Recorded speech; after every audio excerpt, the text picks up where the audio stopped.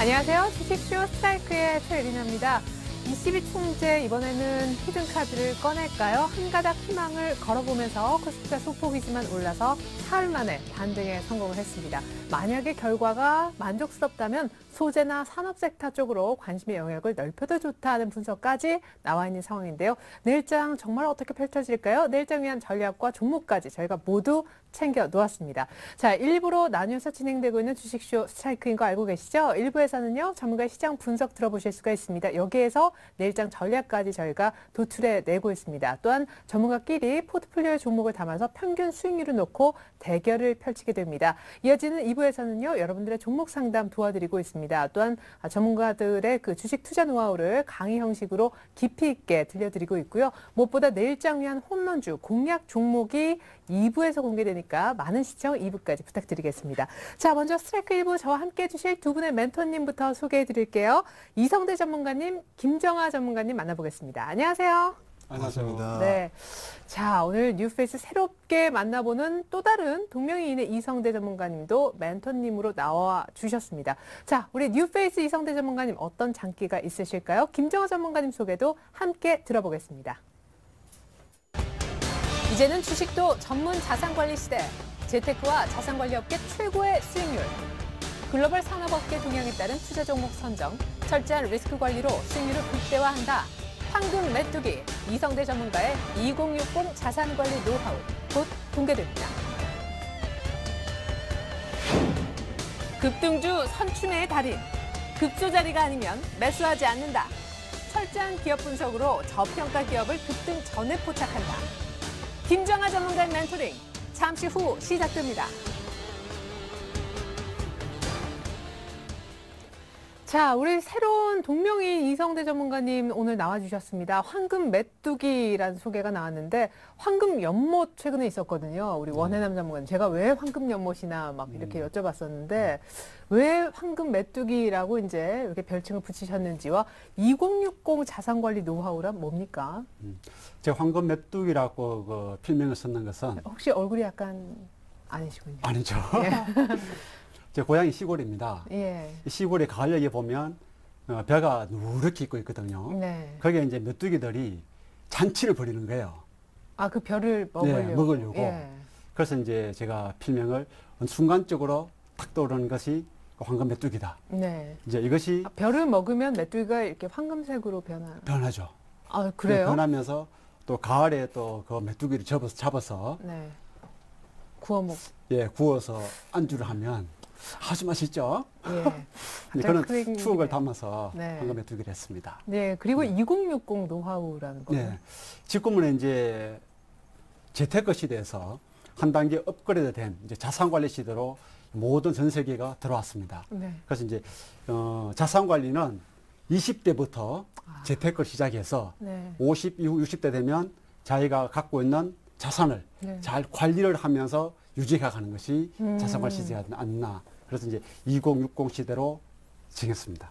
예, 저는 이미 늦어가지고 한 30 뭐 몇 공 해야 될 것 같은데 김정아 전문가님은 예. 뭐 그런 노하우 뭐 없어요? 이름 탁 해가지고 무슨 노하우? 예, 이름 말씀하시는 건가요? 네, 그냥 급소자리가 아니면 매수하지 않는다 이거밖에 없나요? 네, 잠시 이제 컴퓨터를 좀 만지다가 네. 질문을 잠깐 뻐벅댔는데, 죄송합니다. 일단은 뭐 노하우라고 한다면은 뭐 원칙을 지키는 거죠. 즉, 뭐 재료라고 하든가 테마가 있는 종목이 주가에 반영되기 이전에 바닥 구간에 있을 때 거래량이 뭐 증가하는 구간에서 이제 그 기업 가치를 보고 적정 주가보다 이것이 저평가가 돼 있느냐, 이 저평가가 돼 있는 것이 시장에서 소외를 받았기 때문에 저평가가 돼 있느냐, 아니면은 원래 저평가가 돼 있는 것이 맞냐, 이런 부분들을 구분을 해가지고, 예, 그 급등주들을 흔히 얘기하는 제가 이제 그 투자하는 방식은 매수할 때는 분명히 가치주였는데 올라갈 때는 테마부터 올라간다. 이렇게 그 말씀들을 많이 하시는데 그런 패턴의 매매를 하고 있습니다. 예, 좋습니다. 그러니까 우리 김정아 전문가님은 잡을 때는 이런 종목을 약간 이런 느낌을 받게 되는데요. 일단 나중에 보면 수익으로 그것이 드러나는 분입니다. 좋습니다. 이 두 분을 모시고 먼저 오늘 시장이 왜 반등했는지, 내일장은 어떻게 될지 시장 분석부터 먼저 좀 들어보겠습니다. 일단 자, 22 통화정책 회의가 이제 몇 시간 뒤면 열리게 됩니다. 무제한 국채 매입, 불태화 방식. 이 정도면은 인플레 유발 안 하고 돈 풀기. 독일이 좀 오케이를 하지 않을까 싶기도 한데 일단 오늘 시장은 반등했잖아요. 네, 그렇죠. 실질적으로 보면 그동안 지수가 이제 1960대 선에서 1830선가 내려오니까 네. 단기적으로 낙폭 과열 기술적인 반등. 거기에 따른 이제 글로벌 22 재료라든지 또 이제 다음 주에 있을 그 완화 정책 이런 것들이 어우러지면서 시장에서는 항상 어떤 그 재료를 찾고 있었다는 것이죠. 하락하는 장세 속에서는. 그러니까 조그만 재료가 나온다면 바로 이제 강한 기술적인 반등과 하락을 멈추는 그런 시점이 되지 않았었나. 네. 그래서 앞으로 시장은 전반적으로 봤을 때는 상당히 상승폭이 제한적으로 될 수밖에 없다. 그렇게 볼 수 있을 것 같고, 다음 주에 또 이제 동시만기일이 있습니다. 거기에 대한 그 외국인들과 기관들이 갖고 있는 선물과 연계된 프로그램 매매 물량, 이것이 이제 우리가 커지고 있는 그런 상황이죠. 그래서 금주에는 이제 내일이 이제 또 마감이죠. 네. 그래서 이제 시장 흐름은 당분간 1900선 돌파가 그렇게 넉넉하지 않다. 그렇게 볼 수 있을 것 같습니다. 네, 좋습니다. 우리 이성대 전문가님의 오늘장 분석을 한번 들어봤습니다. 사실 뭐 내일 돼봐야 내일 흐름을 알겠지만 이제 그래도 내일장 전략을 잠시 후에 또한 여쭤보도록 하겠습니다. 이번엔 우리 김정아 전문가님의 오늘장 분석도 들어보고 싶은데 일단 어제와 같은 파생 쪽 프로그램 이제 선물 매도로 인한 이런 분위기는 오늘은 좀 없었잖아요. 네, 그렇습니다. 제가 이제 항상 그 시황을 분석해 드릴 때면은 사실 뭐 유럽 사람들에 대한 뭐 이슈라든가 네. 미국 사람들에 대한 이슈 같은 걸 아예 그 제쳐두고 말씀을 드리죠. 지금 이제 그 보신다고 하면은 1760포인트부터 이제 V자 반등이 나오는 과정에서 혹시 기억을 하실지 모르겠는데 8월 초쯤에 121선을 돌파하게 되면 그 자리부터는 개인들이 매수를 하는 자리이기 때문에 올라가는 과정에서 우량주를 하지 말고 코스닥 8월 중심에 대변곡이 오니까 코스닥을 하자고 말씀드렸는데 코스닥이 이제 그때부터 이제 올라가기 시작하죠. 네. 그렇다면은 지금 장세에서는 우리 어떤 것에 신경을 써야 될 것이냐 이것을 좀 봐야 됩니다. 지금 구간은 이제 사실 올릴 재료도 없고 올릴 만한 모멘텀도 없고 내릴 만한 모멘텀도 없어요. 뭐 아무 거의 모멘텀이 없는 상황에서 뭐 양적 완화 기대감 나오면서 한번 들썩들썩 거리고 그리고 또 22 기대감 나오면서 한번 들썩들썩 거리는데 지금부터는 완벽한 이제 심리적인 구간이다. 이렇게 보시면 되겠고 지금 고점 대비했을 때 이게 종합주가 지수이기 때문에 거의 200포인트 가까이 1760포인트부터 1960포인트까지 200포인트를 급등을 시켜버리게 되는데 그 자리에서부터 개인 투자자들은 눌림목을 노리고 이제 매수를 들어가기 시작을 합니다. 통상적으로 심리적으로 매수를 극단적으로 들어가는 자리 자체가 50% 조정까지가 되겠죠. 그때까지 이제 계속해서 이제 매수가 들어가게 되고 저번 주 이 시간에 제가 반드시 1860에서 1870 사이에서 반등 구간이 존재를 하기 때문에 그 구간은 이제 외국인들이 매도한다고 하더라도 그거 하지 마시고 그냥 주식을 그때부터는 산다고 보시면 된다. 이렇게 좀 그 말씀을 드렸습니다. 이제부터는 이제 그 2차 파동으로 간다. 즉 눌림목 이후에 올라간다. 이렇게 보시면 되겠고 오늘장 같은 경우에도 마찬가지입니다. 옵션을 제가 과거에 좀 설명을 좀 드렸었는데 9월 달에 이제 개인 투자자들이 콜옵션에서 좀 8월 달에 좀 네. 달콤했었죠. 이제 네. 학습 효과를 심어주고 이번 만기가 1주가 더 깁니다. 5주짜리 만기이기 때문에 학습 효과를 심어준 다음에 극도의 또 콜 매수를 유발을 시켰습니다. 어제 보면은 막 105억 원 정도 네. 콜매수를 하는 모습 보여줬는데 이제 다 죽고 나서 오늘 또 포지션이 바뀌는 흐름 이제 슬슬 이제 보여주고 있죠. 이제 만기 이전까지 개인 투자자들의 저번 달에 의한 학습 효과를 이용해서 외국인들은 계속 이제 실질적으로 오늘 주식을 좀 팔았지 그동안 뭐 팔았다고 거의 볼 수는 없거든요. 이제 지수 조정을 위해서 이제 옵션에서 이득을 취하기 위한 지수 조정 과정이다. 이렇게 보시면 되겠고 좀 위축될 필요는 없어 보입니다. 그리고 이제 2차 파동 구간에서 그때 이제 한 가지 또 과거에 짚어드렸던 게 1차 파동, V자 반등 나올 때 삼성전자와 조선주 위주로 갔다고 하면은 2차 파동에서는 그동안 가지 못했던 그 우량주들이 올라갈 것이다. 그 짚어드렸었는데 오늘 이제 기관 쪽에 그 매수가 들어간 걸 보면은 IT와 운수장비는 매도가 나갔고 그리고 기존에 가지 못했던 철강이라든가 그리고 이런 건설 쪽으로 그리고 금융까지 이렇게 그 매수가 들어가는 모습들. 즉 그 국가 프로그램만 조금 그 매도가 나온 거지 네. 투신을 제외한 나머지 그 기관에서 매도 물량 나온 거는 좀 미비한 수준이고 지금부터는 이제 추석 끝나고 나서 10월 3일 이전에 이제 징검다리 그 휴일이 하루가 있습니다. 우리나라는 징검다리 휴일이 있게 되면 그 전에 좀 지수가 지지부진한 흐름이 있기 때문에 그거를 좀 염두에 두고 그 우량주를 하시는 분들은 그동안 가지 못했던 정보를 하는 게 좀 맞겠다. 좀 이렇게 보고 있습니다. 예, 좋습니다. 뭐 얼떨결에 내일장 위한 전략까지 잠시 조금 더 구체적인 질문 드리겠습니다. 우리 내일장 당장 오를 건지 내릴 건지 좀 죄송스럽네요. 일단 22 통화정책회의 결과도 안 나왔는데 여쭤봐야 되는 게 또 제 역할입니다. 자, 이성대 전문가님 내일장 상승일까요? 하락일까요? 이 부분만 먼저 좀.